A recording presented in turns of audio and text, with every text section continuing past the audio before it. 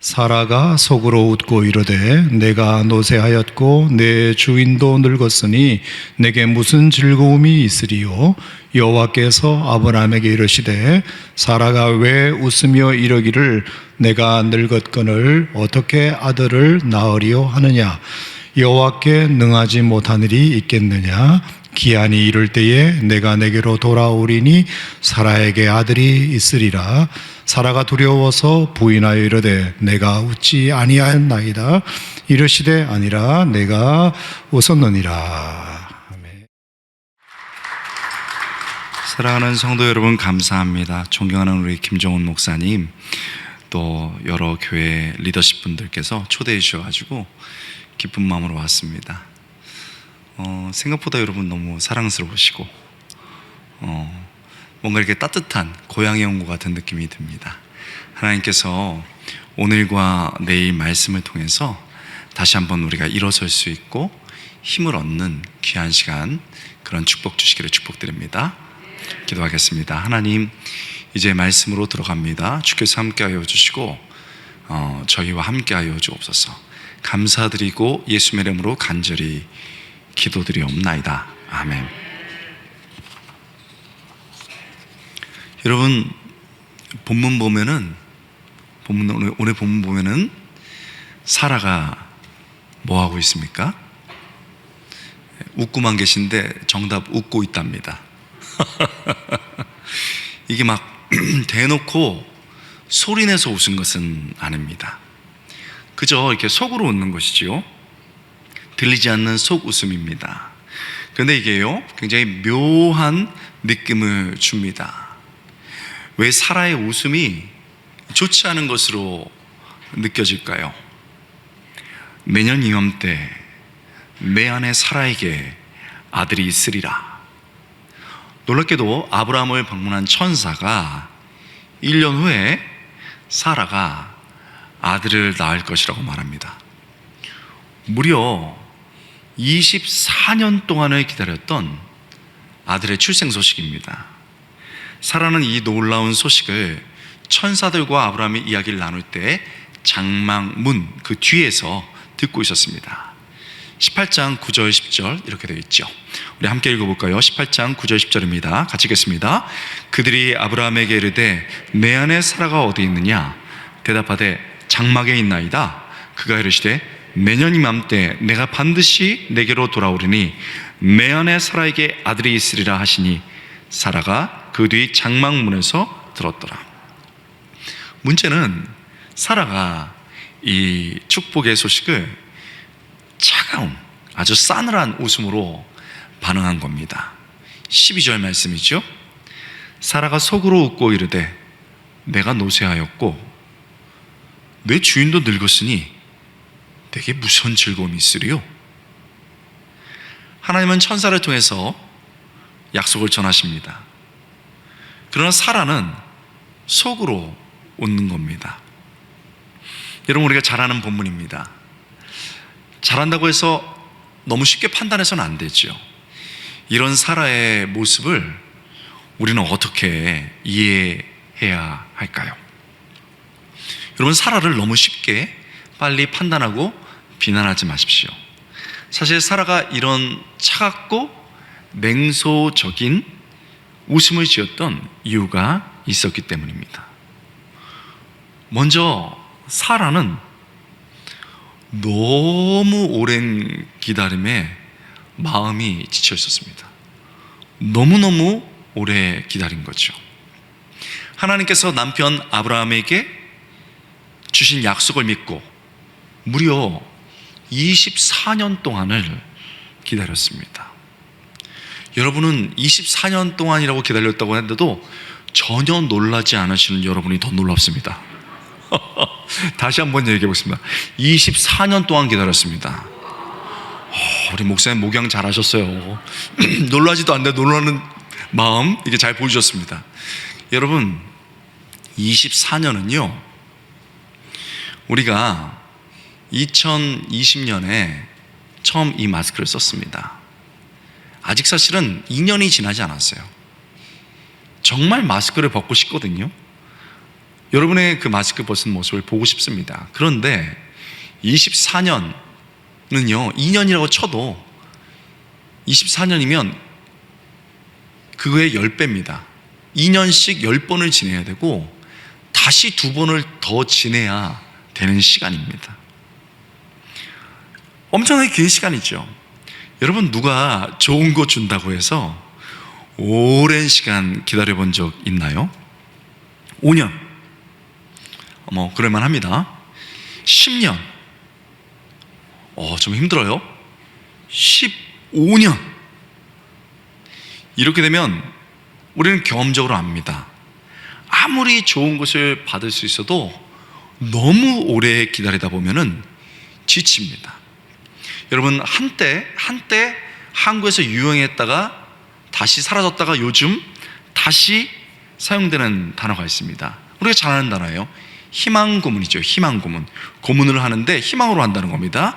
막연한 희망으로 계속 기다리다가 어떤 순간 도저히 견딜 수가 없어서 와르르 무너지면서 깊은 쓰디쓴 절망을 맛본다는 겁니다. 이런 거죠. 취업할 수 있어. 우리 젊은이 분들, 취업할 수 있어. 저는 1년에 원서만 50통을 쓰는 젊은이도 봤습니다. 나 정말 취업하고 싶어. 결혼할 수 있어. 여러분, 우리가 사실 자녀들 닥달하면 안 됩니다. 너 왜 결혼 안 해? 그러면 안 그래도 스트레스 받는데 너무너무 힘든 거예요. 이렇게 막 5년, 10년 이렇게 늦어지면 본인도 너무너무 스트레스 받고 기다리는 어른들도 너무너무 힘들죠. 내 집 마련할 수 있어. 우리는 또 정부에서 기도하거든요. 그리고 정부 말을 잘 따라 보려고 하는데 그냥 기다리면서 꼬박꼬박 저것만 된다고 그랬는데 안 되더라고요. 우리가 벼락부자 바란 적 있습니까? 근데 요즘 젊은이들이 만든 단어입니다. 벼락부자는 바라지도 않았다. 그러나 어떤 순간 벼락거지가 되었다. 젊은이들이 많이 쓰는, 신혼부부들이 많이 쓰는 단어예요. 한정없이 기다리는데 언제 집을 갖게 될지 모릅니다. 언젠가 좋은 날 오겠지. 몸 아픈데 우리 집이 좀 어려워도 언젠간 좋은 날 오겠지. 이렇게 5년, 10년 눈물 쏟아 기도했는데 이게 이러지 않으면은 어떤 순간 마음이 너무 지치고 쓰디쓴 절망을 맛본다는 겁니다. 희망 고문. 어쩌면 사라가 이런 희망 고문을 받은 심정이 아니었을까요? 여러분은 지금 무엇을 그토록 오래 기다리고 계신가요? 사라가 정말 오랜 기다림에 마음이 그렇게 지쳐버렸습니다. 또한 사라의 현재 몸 상태가 이 약속을 이룰 수 있는 처지가 아닙니다. 11절에 따르면 아브라함과 사라는 나이가 많습니다. 75세에 하란을 떠난 아브라함은 현재 99세입니다. 그러면 사라는 몇 살일까요? 아브라함보다 10살 적습니다. 창세기 17장에 나오죠. 1절 19절에 나와요. 10살 적습니다. 그러니까 아브라함이 99세니까 사라는 89세입니다. 더구나 사라는 출산의 가능성이 완전히 사라졌습니다.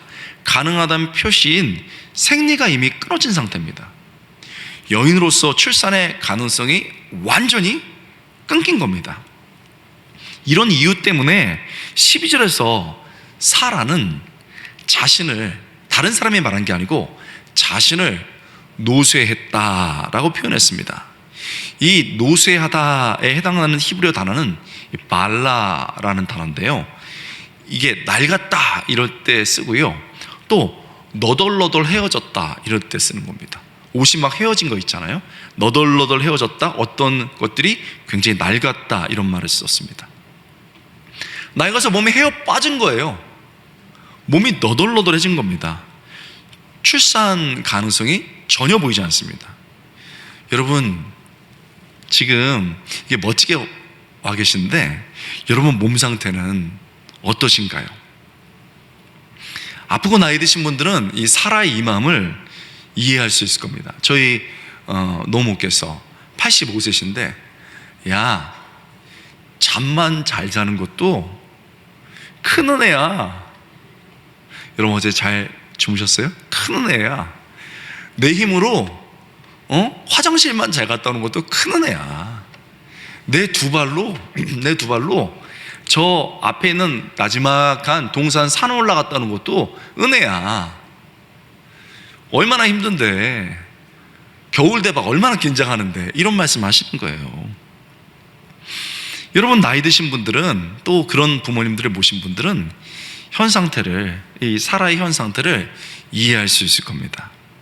사라의 이 어려움, 오랜 기다림으로 마음이 지친 거, 늙어서 직면한 육체적 한계뿐인가요? 이 두 가지 외에 사라의 마음에 깊이 남아있는 이 영혼의 상처에, 마음의 상처도 있습니다. 여러분, 상처가 피부에 나면 딱지가 생기고 떨어집니다. 그런데 마음의 상처가 나잖아요? 이거 잘 안 났습니다. 이건 딱지가 떨어지지도 않아요. 계속 아픈 상태로 있는 거지요. 어떤 상처입니까? 창세기 16장에서 아브라함이 86세가 될 때까지 10여 년을 기다려도 도대체 임신이 안 되는 겁니다. 임신이 안 되니까 어떻게 해요? 자기의 여종 하갈을 동침하도록, 여보 나는 틀렸어요. 이제 이 여종 하갈을 여러분이 남편이 좀 취하세요. 당신이 취하세요. 이렇게 얘기했습니다. 자, 우리 사랑하는 남자 성도 여러분들, 만약에 여러분들이 남편이었다면 이 여자를 취하세요 하면 여러분이라면 어떻게 하셨겠습니까? 절대 대답하시면 안 됩니다. 큰일 납니다. 재앙이 벌어져요. 우리가 예상했던 것은, 여보, 그게 무슨 말이냐고. 하나님이 약속하셨고 나는 여보를 믿어요. 말도 안 되는 얘기입니다. 이래야 되는데, 아브라함이 본문에는 그렇게 나와 있지 않지만 감사합니다.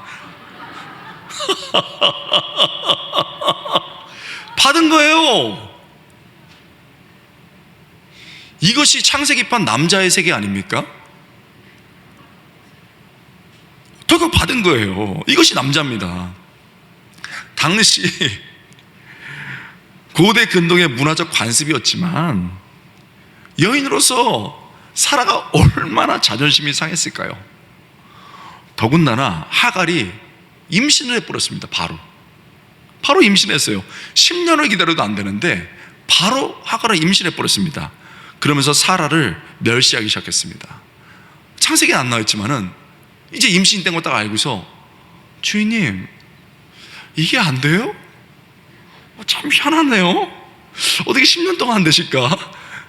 저는 바로 됐는데, 이런 분위기를 만들어내고 있는 거 아닙니까? 사라가 이런 상황을 보면서 당시의 상황을 창세기 16장 5절에서 모욕을 받았다 라고 표현했습니다. 무슨 말입니까? 잊을 수 없는 상처를, 지울 수 없는 상처를, 회복될 수 없는 가시를 마음에 박은 겁니다. 여러분, 지난 24년 동안에 마음은 지쳐있고 육체는 시들었고 상처는 너무 깊어졌는데, 이제 와가지고 1년 후에 아들을 갖게 될 것이라니요. 그럴 수 있습니까? 믿을 수 있습니까? 이것은 마치요, 오늘처럼 새벽 영하로 꽁꽁 언 아스팔트에 깡마른 씨 쫙 뿌린 다음에 6개월 뒤에 이거 싹 난다, 1년 뒤에 여기서 열매 나온다, 이런 말 아닙니까? 사라는 믿을 수가 없는 겁니다. 마음에 받아들여지지 않는 거지요. 그래서 웃었습니다. 대놓고 웃지는 못했지만, 그래서 싸늘한 자포자기의 웃음, 불신의 웃음 지었던 거죠. 너무 오랜 기다린 지친 마음, 육체의 한계, 과거의 상처 때문에 그렇습니다. 여러분, 말씀이 거울이잖아요. 그리고 사실 말씀만큼 중요한 게 어디 있습니까? 말씀이 우리 영혼을 투시해보고 거울로 비춰보는 것인데, 여러분은 지금 무엇 때문에 하나님 앞에 불신의 웃음을 짓고 계신가요?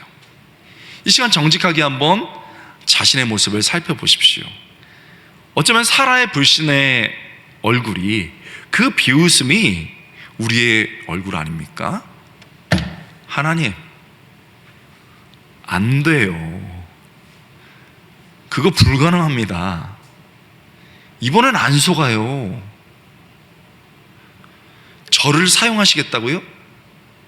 제 나이가 몇 살인데요. 저 하나 건사하기 힘듭니다. 사회에서 지금 나와서 일자리도 없어요. 애들도 나이 들었다고 무시하는데 저를 하나님이 사용하시겠다고요? 우리 가정을 통해서 영광 받으신다고요? 배우자가 지금 엄청나게 방황하고 있습니다. 애들은 지 잘났다고 방문도 안 열어줘요. 냄새난다고 오지도 않습니다. 이런 가정을 통해서 하나님께서 영광 받으시겠다고요? 우리 구역이요? 아니, 세상에 코로나로 모이지도 못하고 있는데, 거기에 그 싸나운 김집사가 있는데, 또 김집사만 안 돼도 최집사가 있는데, 이거 어려워요. 하나님, 안 되거든요. 안 됩니다. 안 속아요. 여러분, 사실 사라의 비웃음이, 그 차가운 냉소적인 모습이 우리의 모습 아닙니까? 그런데요, 사라의 처지를 보면 사라의 불신의 웃음이 이해가 됩니다. 큰 문제가 되는 것 같지 않아요. 그러나 사라가 지금 결정적으로 보지 못하는 게 있습니다. 그게 더 큰 문제입니다. 이게 진짜 사라의 문제지요. 사라가 자기의 환경과 자기의 부족한 모습 때문에 보지 못하는 것, 진짜 문제가 뭡니까? 자신을 찾아오시고 약속하시고 그 약속을 이루시는 하나님을 보지 못하고 있는 겁니다. 이게 진짜 문제인 거죠. 사라는 하나님을 잊었습니다. 그러나 하나님은 사라를 잊지 않으셨습니다. 할렐루야. 본문이 명확하게 말해주고 있어요. 창세기 15장 17장을 보면은 지금까지 하나님께서 아브라함에게만 찾아오셨습니다. 아브라함에게 찾아오셔서 아들을 낳을 거라는 약속을 주셨습니다. 그렇기 때문에 남편을 통해 사라는 간접적으로만 약속을 들었습니다. 그런데 이제 때가 되니 하나님께서는 천사의 모습으로 직접 찾아오셨습니다. 본문 9절에서 천사는 아브라함이 아내의 이름을 이야기하지도 않았는데 이미 그녀의 이름이 사라라는 것을 알고 있습니다. 천사는 사라가 어디 있냐고 묻습니다. 이름까지 알았던 천사가 몰라서 물었을까요? 아니지요. 방문의 목적이 사라에게 약속을 주려는 것을 분명하게 대화를 통해서 알려주고 있는 겁니다. 우리가 지나가다가 교회든 사회도 마찬가지예요. 우리의 이름을 딱 부르면요, 우리가 귀가 커지면서 그 이야기를 듣게 돼요. 우리의 이름이 거론되는 순간 이름을 이야기하면서 여자라는 신분 때문에 장막 문에서 서서 듣고 있다는 것을 압니다. 그래서 대화를 통해서 얘기하고 있지만 사라가 분명히 알아들을 수 있도록 자기의 이름을 언급하면서 이제 축복의 약속을 전해 주려는 것을 알려주는 것이요. 사라야, 이제 내가 너를 찾아왔다. 그런데 안타깝게도 사라는 찾아오시고 약속하는 하나님을 알아보지 못했습니다. 자신의 한계 때문에요. 즉 깨진 마음, 시든 육체, 과거의 상처에 갇혀 있었기 때문입니다. 그래서 하나님을 바라보지 못하고 차가운 웃음을 지은 겁니다. 그러나 하나님께서는 이런 사라를 포기하지 않습니다. 믿음 없는 사라를 포기하지 않습니다. 사라에게 찾아오시지요. 찾아오셔서 이루어 가시는 하나님을 바라볼 것을 요구하십니다. 본문을 자세히 보십시오. 13절에서 지금까지 천사의 모습으로 등장했던 자신의 존재가 여호와임을 드러내십니다. 마치 마스크를 쓰고 있던 사람이 마스크를 벗듯이 천사의 가면을, 천사의 마스크를 벗는 겁니다. 천사인 줄 알았더니 이 가면을 벗으니까 하나님이셨던 겁니다. 13절을 보십시오. 여호와께서 이르시되, 주어가 바뀌는 거예요. 천사인 줄 알았더니 천사의 모습으로 오신 하나님이셨습니다. 여호와께서 이르시되, 그리고 사라가 지금 입고 있는 사실, 이루어 가시는 하나님의 능력과 은혜를 질문을 통해서 강조하십니다. 14절 말씀, 여호와께 능치 못할 일이 있겠느냐? 여호와께 능치 못할 일이 있겠느냐?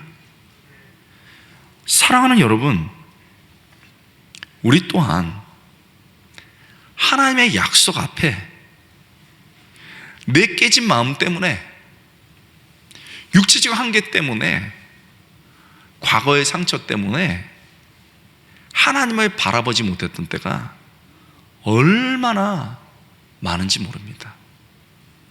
하나님을 바라보지 못하고 오히려 피식피식 웃으면서, 비웃으면서 안 되거든요. 잘못된 웃음을 지었을 때가 얼마나 많았습니까? 여러분, 이건요, 교회 중직자들도 어떤 순간 신앙이 떨어지는 순간 벌어지는 일이에요. 교육자들도 마찬가지입니다. 여러분, 제가 어디 집회를 가면은 어떤 분들은 저 목사님은 굉장히 아주 진골 집안에서 자라났다, 뭐 이렇게 보시는 분들이 있어요. 제가 이렇게 좀 이렇게 귀하게 부하게 보이지 않나요?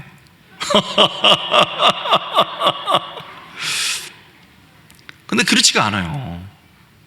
저희 아버지는 이제 그 권씨신데, 권씨 집안의 장손이셨어요.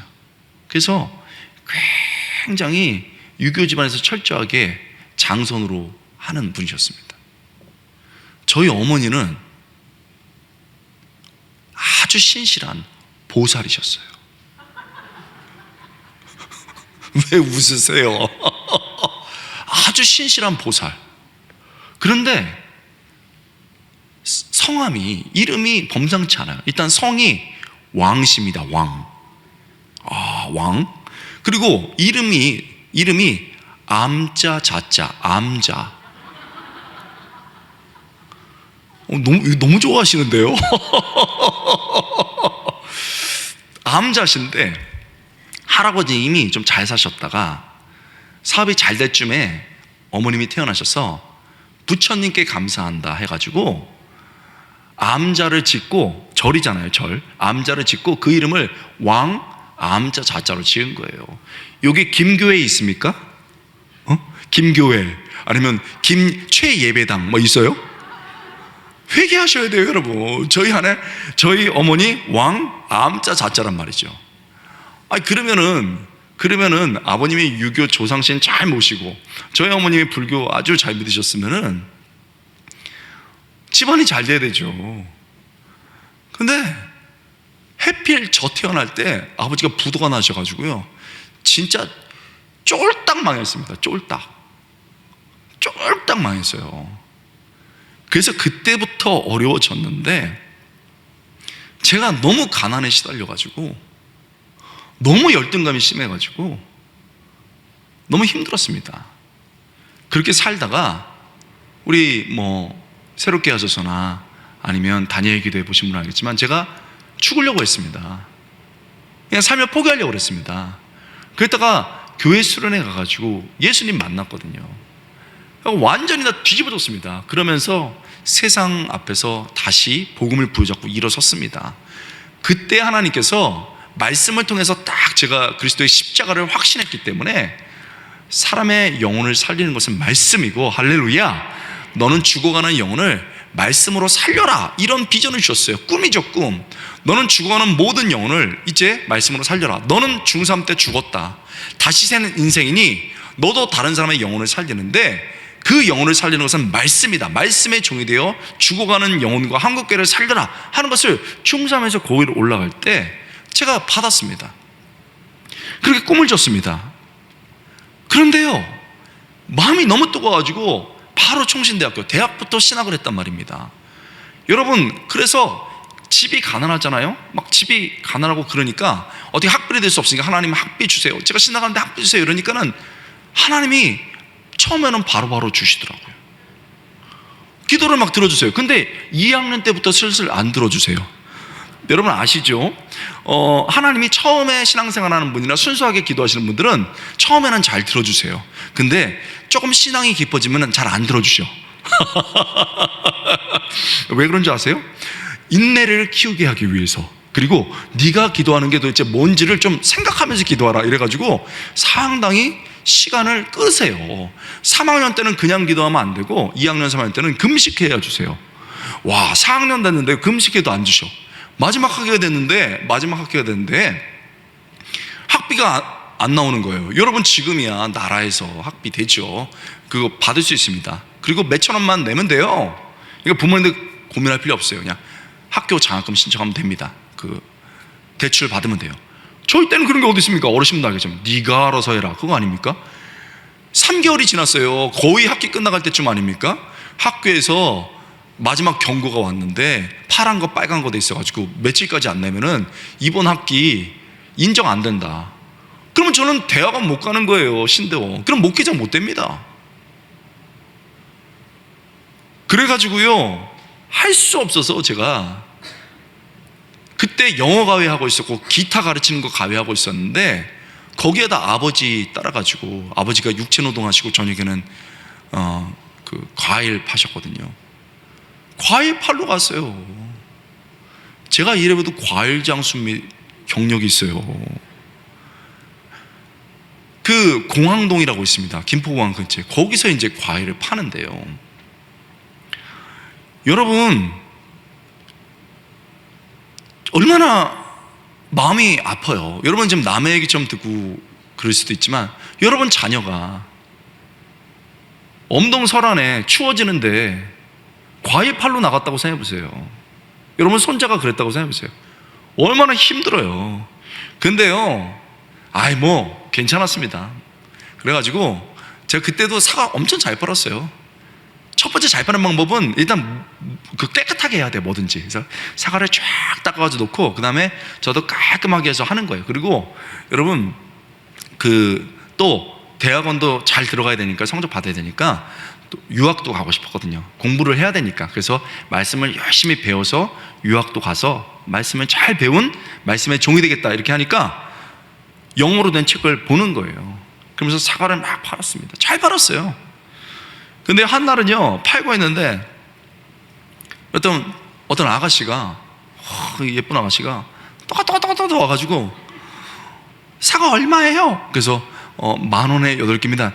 9개 주세요 그러더라고요. 그래서 제가 10개 줬습니다. 10개 딱 주고 할 말은 해야 되잖아요. 아가씨, 목살이 딱 깔고 가난한 사람들 거 깎는 거 아닙니다. 딱 했더니 얼굴이 빨개져요, 사과보다. 그러면서 이러고 옆에 보니까 사과 더미에 영어책이 이렇게 써 있잖아요. 그러니까 학생이세요? 네, 학생인데 학비 벌려고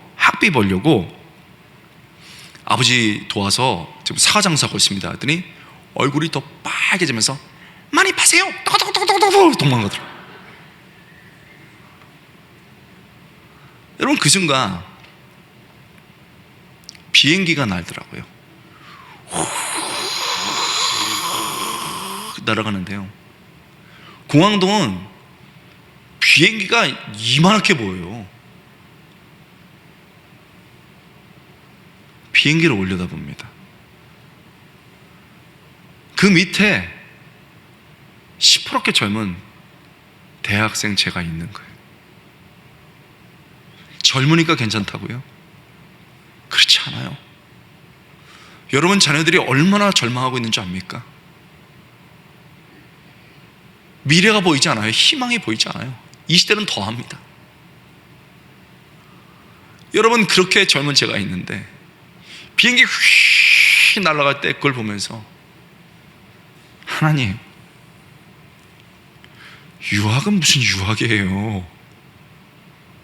당장 학비도 못 내는데 꿈이나 주시지 말, 진짜.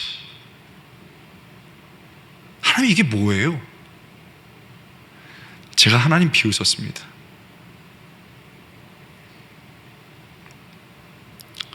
여러분, 지금 싸늘한 웃음으로 비웃고 있는 모습이 어쩌면 믿음 없는 저의 모습, 우리의 모습 아닌가요? 여러분, 오늘 본문은 이런 사라를 하나님이 버리지 않으셨습니다. 찾아오셨습니다. 그러나 결국 본문에서 사라는 현실과 부족한 자신만 쳐다보면서 사랑으로 찾아오시고 불가능을 가능으로 이뤄가시는 하나님을 바라보지 못했습니다. 그래서 하나님 앞에 오히려 두려움에 떨면서 왜 웃냐고 묻는 하나님 앞에 저는 웃지 않았습니다 라고 거짓말까지 했습니다. 그러나 하나님은 그런 사라를 보고 정확히 말씀하셨습니다. 아니라 내가 웃었느니라. 여러분, 이렇게 하나님과 사라의 대면의 이야기는 끝나버립니다. 너무 아쉽지요? 부자연스러워 보입니다. 갑작스럽게 마무리가 된 것 같습니다. 본문에 뭔가 맹한 기분까지 느껴집니다. 이게 다 사라의 잘못된 웃음 때문인 것 같습니다. 이제 사라는 어떻게 되는 것일까요? 여러분, 사라의 자포자기, 불신의 웃음으로 시작된 한 해가 지났습니다. 그런데요, 정확히 1년 뒤 창세기 21장에서 신기하게 사라가 다시 웃고 있습니다. 그래서 오늘 말씀 제목이 다시 웃답니다. 다시 웃고 있습니다. 그런데 이번에 웃음은 18장의 싸늘한 웃음과는 전혀 다른 느낌을 줍니다. 사라는 놀랍게도 환하게 웃고 있습니다. 아이를 품에 안고 활짝 웃고 있는 겁니다. 여러분, 더 이상 차가운 웃음이 아닙니다. 너무도 따뜻한 웃음입니다. 더 이상 속웃음이 아닙니다. 모두가 들을 수 있는 웃음입니다.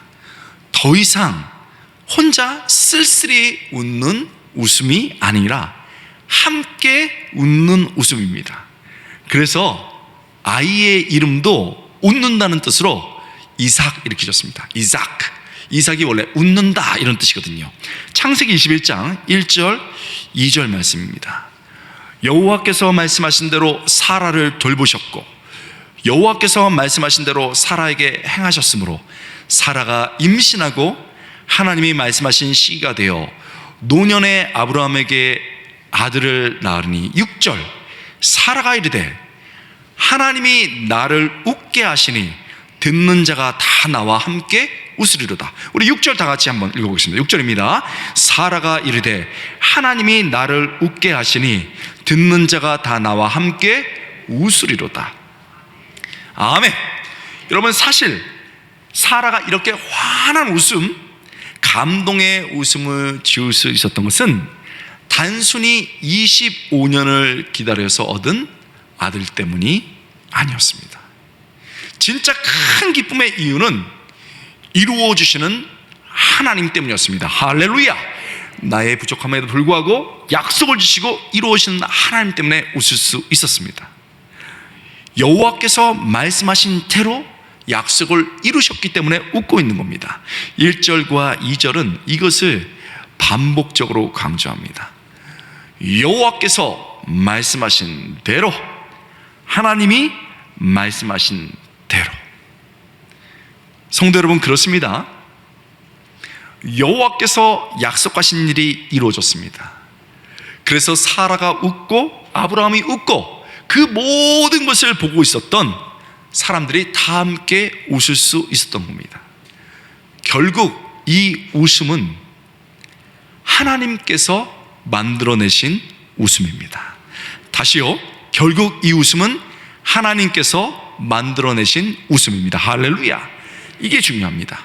생각해 보면 18장 12절에 나타난 사라의 첫 웃음은요, 사라가 스스로 웃었다. 사라가 스스로 웃은 겁니다. 그러나 21장 6절에 나타난 사라의 웃음은 하나님이 만들어주신 웃음입니다. 하나님이 나를 웃게 만드셨다. 하나님이 나를 웃게 만드셨다. 성도 여러분, 그렇습니다. 진짜 웃음은요, 진짜 축복의 웃음은 내가 스스로 웃는 게 아닙니다. 내 상처와 열등감을 감추기 위해서 웃는 척 하는 건 더 아니죠. 내가 다 너보다 못한 게 뭐 있어. 내가 돈이 좀 없고, 좀 내가 몸이 아파서 너보다 잘났거든? 나 절대 너 앞에서, 괜찮아. 얼마나 비참합니까? 사실, 내가 스스로 웃는 것, 웃는 척 하는 거 아니고, 진짜 축복의 웃음은 하나님께서 나를 찾아오시고, 나의 연약함에도 불구하고 약속을 주시고, 그 약속을 성취하시게 하실 때 나오는 하나님이 만들어주는 웃음인 줄 믿습니다. 그게 진짜 축복의 웃음입니다.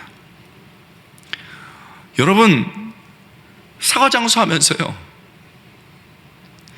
제 마음이 얼마나 많이 무너졌겠습니까? 포기하고 싶었습니다.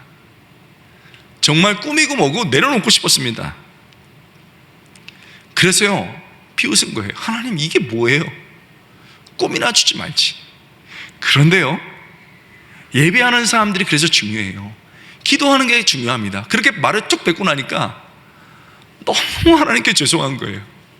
너무너무 죄송해서 눈을 감고 있는데, 그 차가운 길바닥에서 사과를 팔고 있는 저에게 하나님이 찾아오셨어요. 그러면서 저에게 말을 거시는 거예요. 권호야, 내가 너에게 꿈을 줬다. 말씀으로 영혼을 살리는 그 꿈을 줬어. 그런데 권호야, 말씀으로 영혼을 살린다는 거는 네가 지식적으로 많이 배우고 뭘 많이 알아서 사람들에게 가르친다고 영혼이 변하지 않아. 말씀으로 영혼을 살리는 거는 어떤 가운데서도 말씀을 붙잡고 견디고 살아내는 모습을 네가 삶으로 보여주고 가르쳐줄 때, 그게 진짜 영혼을 살릴 수 있는 길이야. 그래서 네가 지금 훈련하고 있는 거야. 권호야, 아들아, 힘들지? 와, 여러분, 그 길바닥에서 하나님의 음성이 들리는데요, 눈물이 툭툭툭툭툭툭툭툭툭 떨어지는 거예요. 하나님, 힘들지 않아요. 견디겠습니다. 아니, 어렵지만 정말 그렇게 할 수 있도록 도와주세요. 그러면서 온갖 수 없는 어려움들을 건너왔습니다. 여러분, 인생이 얼마나 어렵습니까? 열심히 살았는데 어떤 순간 애들은 엄마 아빠처럼 살지 않을 거야. 엄마가 멀어라, 아빠가 멀어라 하고 대들지요. 조금 나지나 했더니 병들어 버리죠. 병 치료하고 났더니 끝이 보이는 게 인생 아닙니까? 그때마다 우리가 냉소적인 얼굴을 짓는 것처럼 저도 수없이 그렇게 살아왔습니다. 그러나 그런 우리를 하나님은 절대 포기하지 않으십니다. 믿습니까? 그 냉혹한 현실에 찾아오셔서 우리에게 약속하시고 우리를 돌아보셨습니다. 저도 그렇게 수없이 산을 넘어왔고, 그래서 여러분 공부를 마칠 수 있었고, 그래서 여러분 앞에, 한국교회 앞에 말씀을 전하면서 또 여러분처럼 이게 귀한 분들 앞에 나와서 이 말씀을 전할 수 있는 거 아니겠습니까? 여러분, 전 여러분하고 한번 찬양 한번 하고 싶은데 여러분 괜찮겠습니까? 우리 한번 찬양 한번 같이 합시다. 제가 아까 너무너무 은혜를 받았어요. 지금까지 지내온 것, 우리 한번 찬양합시다. 지금까지 지내온 것 주의 크신 은혜라. 우리 한번 찬양해 보겠습니다. 몇 장인가요? 지금까지 지내온 것, 우리 301장입니다. 우리 함께 찬양하고